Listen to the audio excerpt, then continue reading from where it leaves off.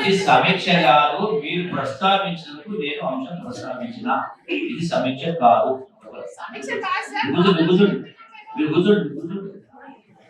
ఆసిఫాబాద్ నియోజకవర్గం. అబ్బో, ఇక్కడ కేజీ చీరలు కొంటే 1/2 కేజీ చీరలు ఫ్రీ అంట. Mangalya shopping mall. కేజీల్లో సేల్, టన్నుల్లో ఆనందం. కాంగ్రెస్ ఎమ్మెల్యే కాదని చెప్పి మీ నియోజకవర్గానికి ఇవ్వలేదు. మీకు కూడా అందరికి ఇచ్చినట్టే ఏ పార్టీ ఎమ్మెల్యే ఉన్నా ప్రతి నియోజకవర్గానికి 3,500 ఇచ్చింది. మళ్ళీ కూడా ఇప్పుడు 2,000 పేదవాళ్లకు లేని వాళ్ళకి ఏర్పాటు చేస్తాను. ఎక్కడైనా పొరపాటున కనుక ఎవరికైనా లేని వాళ్ళకి ఇచ్చి లేని వాళ్ళకి ఇచ్చి తప్పు చేసి రాకపోయింది. మీరు ఎవరైనా బోగస్ ఇల్లు ఇచ్చి ఉంటే మీరు రాతపూర్వకండి. లేని వాళ్ళకి ఇవ్వలేదు, ఉన్న వాళ్ళకి ఇచ్చిండ్రు. ఆసిఫాబాద్ రాసివ్వండి. అటువంటి ఎంక్వైరీ చేసి కలెక్టర్ వాళ్ళకి క్యాన్సిల్ చేసి వాళ్ళ పైన చర్యలు తీసుకునే. మూడో విషయానికి సంబంధించి మీరు మాట్లాడారు. కూర్చోండి. టెండర్ గురించి ఎప్పుడు జరిగింది? 3 ఏళ్ల కింద 5 కోట్ల రూపాయలు జోడీ గారికి మంజూరు నుంచి ఎవరు రావడం లేదు. ఎందుకు రావడం లేదు? ఒకసారికి అంటే జిల్లాకు సంబంధించి నేను చెప్పమని మీరు బాధపడాలని చెప్తా. ఎందుకు రావడం లేదని చెప్పమంటే స్పష్టంగా అరటి పండు వచ్చినట్టుగా వీటిని చెప్పగలుగుతారు.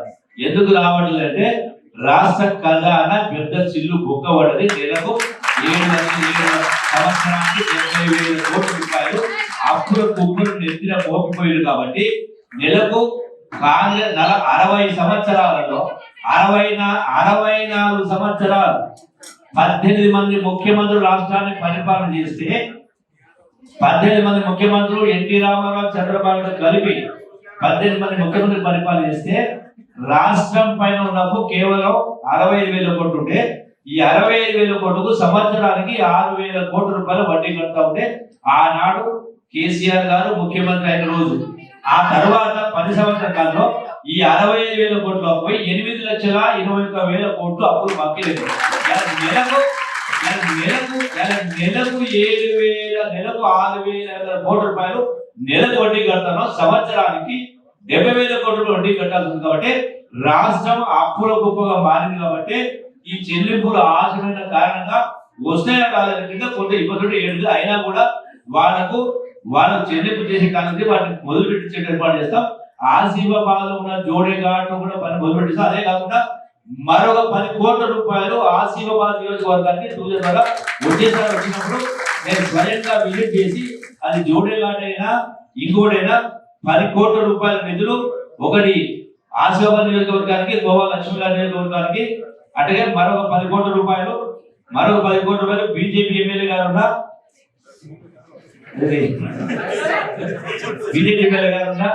సిరిపూర్ కాలేజీలో 10 కోట్ల రూపాయలు టూరిజం చెప్పిన తర్వాత అది పెంచలేదు. కానీ సిటీలలో కానీ ఇంకా కానీ లక్షల ఇల్లు కట్టారు సార్.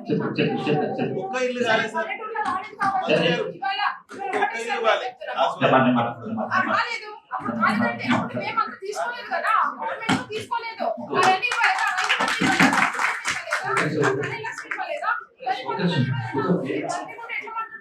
నేను ఏం మాట్లాడలేదు.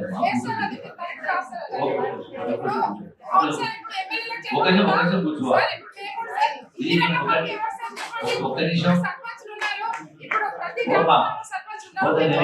నేనేమనలే, మిమ్మల్ని పల్లెత్తు మాట మాట్లాడలే. గతంలో ఆసిఫాబాద్ జరిగిందని చెప్పండి తప్ప కాదు. ఓకే, రెండవది మీరు మాట్లాడండి. ఎవరు మాట్లాడరు. మా సోదరిమణి గోపాలక్ష్మి నేను మాట్లాడుతున్నా. ఏమన్నా ఎవరేమంటే ఎవరిని కూడా అత్యంత మాట్లాడుతుంది. జరిగింది పరిస్థితి ఇది. అందుకే ఆ కాంట్రాక్ట్ సిస్టమ్ కాకుండా ఈనాడు ఇల్లు ఎవరి ఇల్లు వాళ్ళే కట్టుకోవాలని చెప్పి ఇవ్వండి సార్.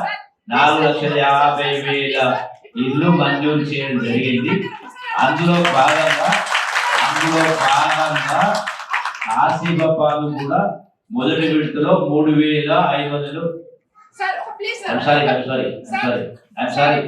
సార్ ఇప్పుడు మీరు చెప్పినారు సార్ పోయినసారి 3,500 ఇల్లు మా అస్మాబాద్ కాన్స్టిట్యూన్సీ కి ఇచ్చారు. ఎన్ని ఇల్లు కంప్లీట్ చేశారు అందుకని చెప్పండి చెప్పండమ్మా. ఎందుకు పెళ్లి ఉన్నాయి 3,500 ఇల్లు మన కాన్స్టిట్యూన్సీ అస్మాబాద్ కాన్స్టిట్యూన్సీ కి ఇచ్చారు. ఎన్ని ఇల్లు కంప్లీట్ చేశారు చెప్పండి మంత్రి గారు మాట చెప్పండి సార్. చెప్పాలి సార్. ఇది సమీక్ష కాదు